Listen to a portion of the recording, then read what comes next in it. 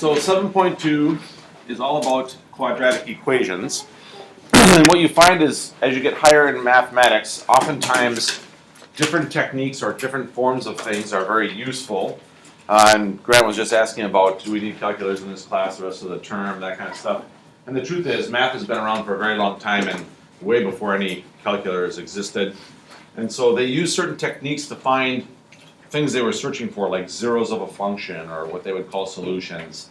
And they use these techniques to help them out. So we still teach them to this day, because oftentimes, as you see, a couple people needed a calculator and didn't have one. So just in case you don't have a calculator, it is possible to find these things without them.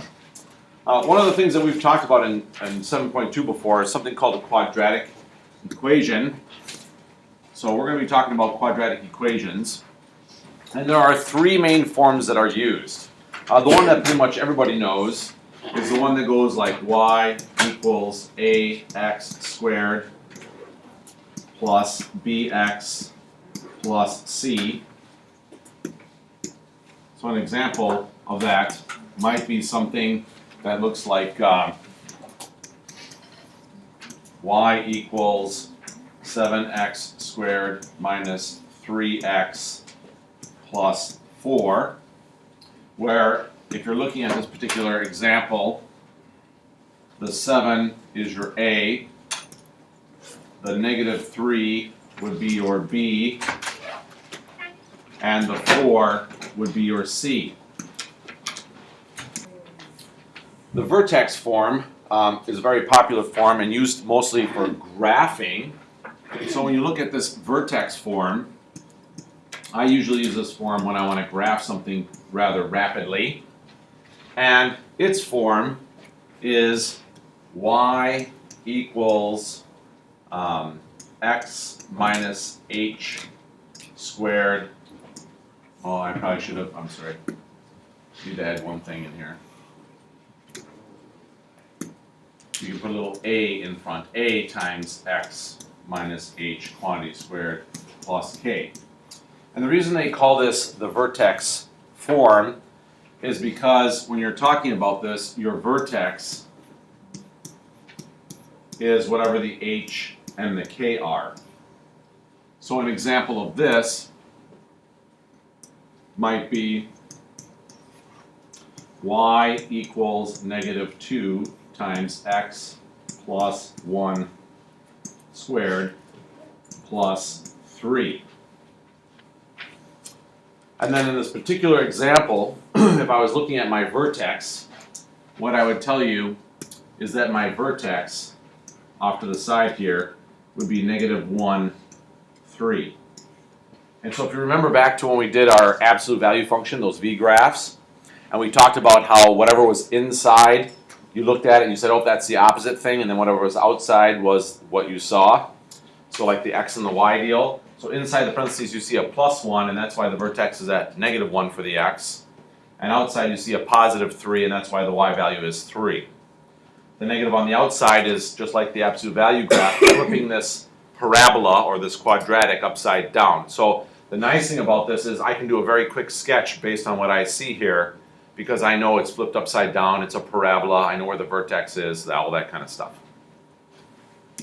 And then the last one, which I personally don't use in any of the other math that I have taught or used very often, is something called the factored form. It's very useful when you're looking for the zeros, or in other words, where something crosses the x-axis.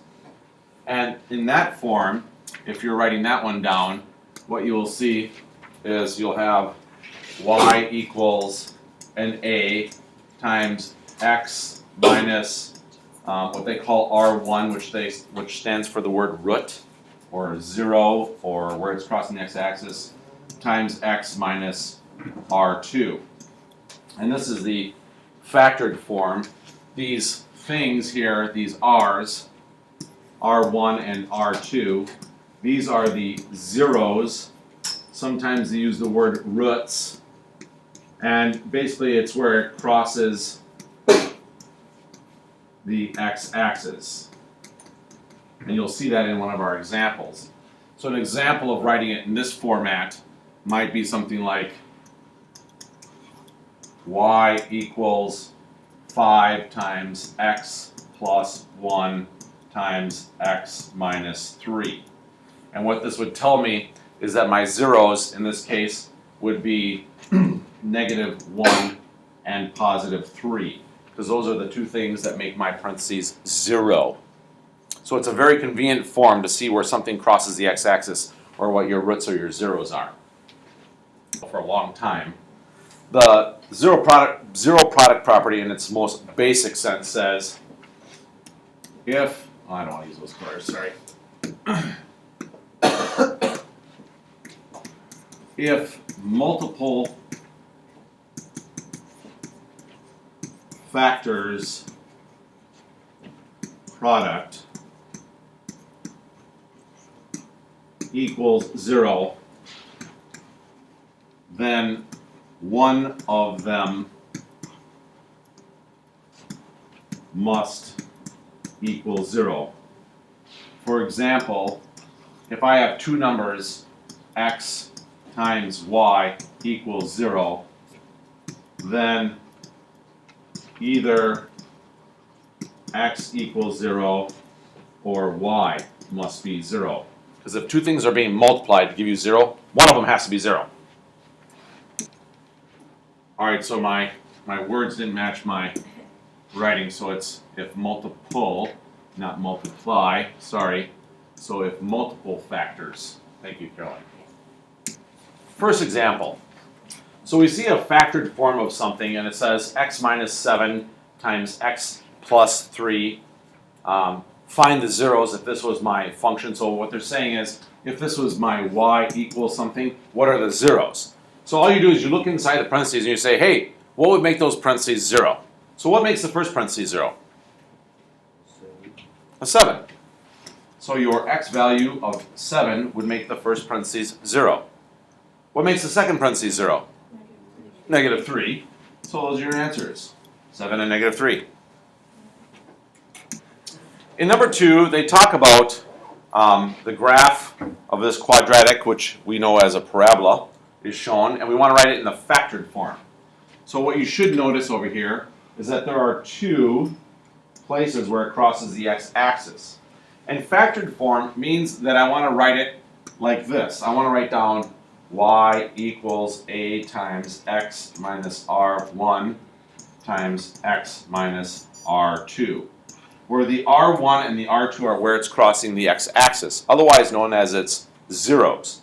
So you're going to write that as y equals a, and I'll show you later how to find this a thing, we can't do it right now, x minus, what's that number over there? Negative 3. It's negative 3? The first one, right? The first one, yes. Negative 3. Negative 3, okay, so then I would go plus 3, and then x, is that a 4? Yeah. Minus 4. And so, if you want to check your work, all you would have to do is go, hey, what are those numbers with the zeros?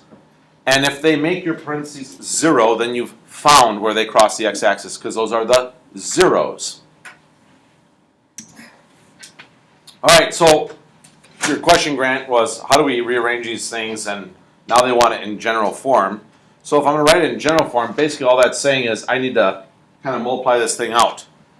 Earlier in our chapter, we learned about how to FOIL things out. If I look at the stuff that I see in the two parentheses, and I were to FOIL that out, what I would get when I FOIL it out would be x squared, because x times x is x squared. The inner is 3x, the outer is minus 4x, which gives me minus 1x when I combine them. And then the 3 times the negative 4 is negative 12. And I have all of that stuff that I just figured out, and there's still my y, bless you, and my a in front of that. So all of this stuff came from the stuff that was highlighted up above. We've already done this. It was called foiling. And if I were to simplify this by distributing the a, my ending result I would write as y equals ax squared plus, or actually I probably should say, probably better to write it as, minus 1ax and minus 12a. And right now I don't really know what that would mean because I don't know what the a value is. It's some number. And later on when we get a third point on that parabola or the quadratic, we'll be able to find the a. Okay, number 4. They talk about factoring the quadratic equation. So we've done factoring before. When I'm factoring,